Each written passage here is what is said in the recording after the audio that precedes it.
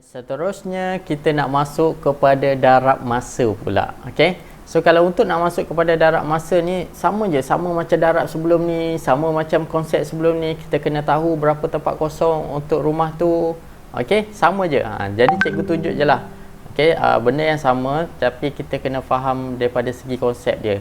Contoh 5 dekad 4 tahun darab 6 kan. So dekad dan tahun. Kita tahu tempat dekad, kalau dekad dan tahun tempatnya mesti, tempat tahun mesti satu tempat sahaja. So kita buat je lah, kita darab macam biasa. 5 dekad 4 tahun darab dengan 6. Okey. So kita darab macam biasa. 4 darab 6 sama dengan 4 darab 6 sama dengan 24. So kita tak boleh letak 24 dekat sini. Tak boleh sebab tempat tahun hanyalah satu tempat. Jadi 4 2 naik atas. Okey. 5 darab 6 30 tambah 2 sama dengan 32. So jawapannya kalau dalam dekad dan tahun kita akan dapat 32 dekad. Okey, 32 dekad 4 tahun. Ataupun kalau jawapan nak dalam tahun 324 tahun. Okey, inilah jawapannya. Boleh faham? Sangat mudah, sangat senang sahaja untuk kita dapatkan jawapan dia. Seterusnya kita nak masuk kepada bahagi masa pula. Okey. So kalau untuk bahagi masa ni sama juga dengan bahagi yang lain yang sebelum ni, bahagi-bahagi biasa yang sebelum ni kita dah buat bahagi wang, kita dah buat bahagi nombor bulat biasa kan. Okey, so sama je sebenarnya, cuma yang untuk masa dan waktu ni kita kena tahu kedudukan dekad dengan tahun, abad dengan tahun, macam tu. Okey, so kalau kita tengok yang pertama ni, kita isikan 5 dekad 4 tahun. Kita tahu tempat tahun, kalau dekad dengan tahun, tempat tahun mesti satu tempat je kan. So kita isi je lah 5 dekad. Okey, 5 dekad 4 tahun. Okey, kita isi mesti satu tempat je dekat sini. Boleh? Okey. So bahagi dengan 2. CV2 senang je lah. Okey, 2, 4, 6, 8, 10, 12, 14, 16, 8, 18. Okey. So kita tengok satu persatu. CV2 ada tak 5? Tak ada. Yang ada 4 lah. Yang paling kecil dengan dia. Okey, bilangan kedua. So kita letak 2, kita letak 4 dekat sini. So kita tolak 5 tolak 4 sama dengan 1. So 1 ni macam mana kita nak buat? Kita kena bawa pergi ke sini. Letak sebelah 4. Jadi 14 tahun.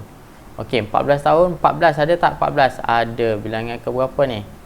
7. Okey, so kita letaklah 7 tolak dengan 14 tadi. Okey, 7 tolak 14 habis. So jawapannya 2 dekad 7 tahun. So kita keluarkan jawapan, boleh letak jawapan dekat ayat matematiknya. 2 dekad 7 tahun.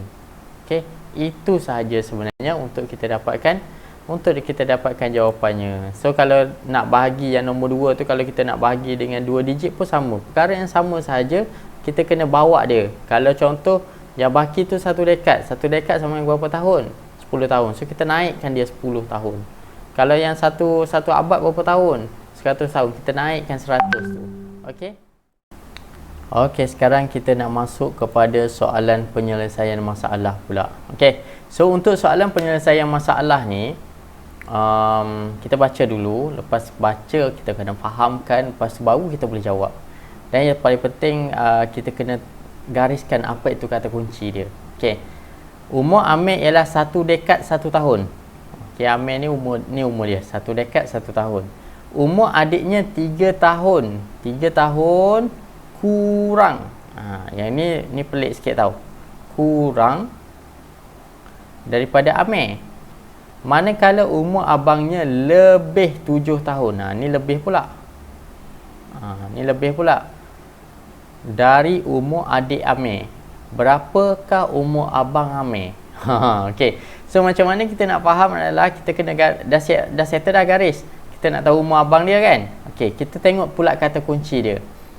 Umur Amir ialah 1 dekad 1 tahun. Okey, tak apalah 1 dekad 1 tahun. Umur adiknya 3 tahun kurang. Maknanya tolak. So yang ini kita kena buat tolak dulu. Okey. Tolak daripada umur Amir tu. Lepas tu manakala umur Ambarnya lebih kita kena buat tambah 7 tahun dari umur adik Amir. Berapakah umur abang Amir? So apa yang kita kena buat adalah kita kena masukkan ayat matematik dulu. Ayat matematik macam mana? 1 dekad. Okey, 1 dekad 1 tahun tambah dengan tolak dulu, mula-mula tolak 3 tahun. Okey, tambah 7 tahun. Okey. Baik. So jawapannya apa?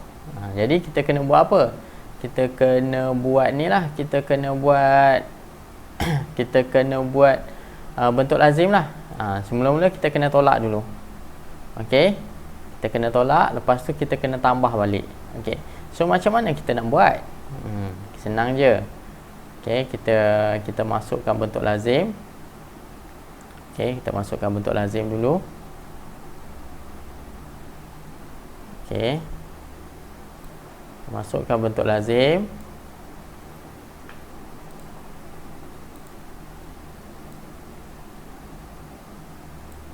Alright. So, macam mana nak buat adalah kita masukkan dia dalam bentuk lazim. Yang ni dekad dan tahun. Dekad dan tahun berapa? Berapa tempat kosongnya? Dekad dan tahun. 1 sahaja. Ingat tempat tahun adalah 1 sahaja. So kita masukkanlah 1 dekad 1 tahun tolak dengan 3 tahun. So kita cari jawapan yang ni dulu. 1 tolak 3 tak boleh, kena pinjam. So sini jadi kosong, sini jadi 11 lah. 11 tolak 3 sama dengan berapa? 8. Okey. Sekarang kita nak buat apa? Kita nak buat tambah pula. So kita buat tambah pula. Tambah 7 tahun. Okey, kita gariskan lagi sekali.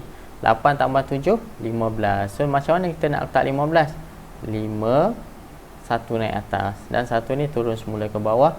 Kita akan dapat berapa umur abang dia? Umur abang dia kita boleh letak 1 dekad. Okey, kita boleh keluarkan kat sini lah. Sini tak buat. 1 dekad 5 tahun ataupun 15 tahun. Okey, so itu adalah jalan kerjanya. Sangat mudah, sangat senang sebenarnya. Jadi awak tengok betul-betul, perhati betul-betul masa dan waktu ni. Bila kita ikut konsep yang betul, insya-Allah kita senang untuk menjawab dia.